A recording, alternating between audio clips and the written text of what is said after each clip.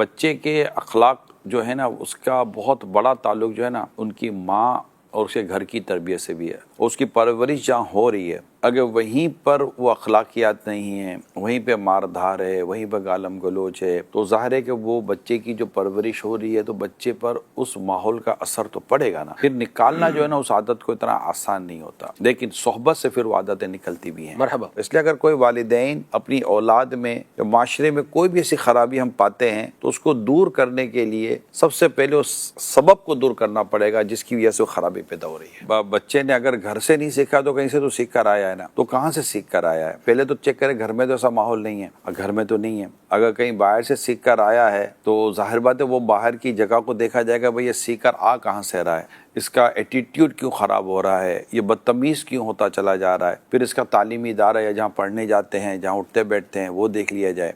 تو کہیں نہ کہیں سے کوئی نہ کوئی اثر تو لے ہی رہا ہے نا، تبھی تو ہوا ہے۔ روکنے کے لیے بھی حکمت عملی اختیار کرنی پڑتی ہے، آپ کو اس کو الٹرنیٹ دینا پڑے گا۔ ہر ایک کو کسی عادت سے اگر آپ نے نکالنا ہے تو اس کو ایک الٹرنیٹ راستہ دینا پڑے گا، تاکہ وہاں پر وہ خود کو انگیج کرے گا تو وہاں سے توجہ ہٹے گی۔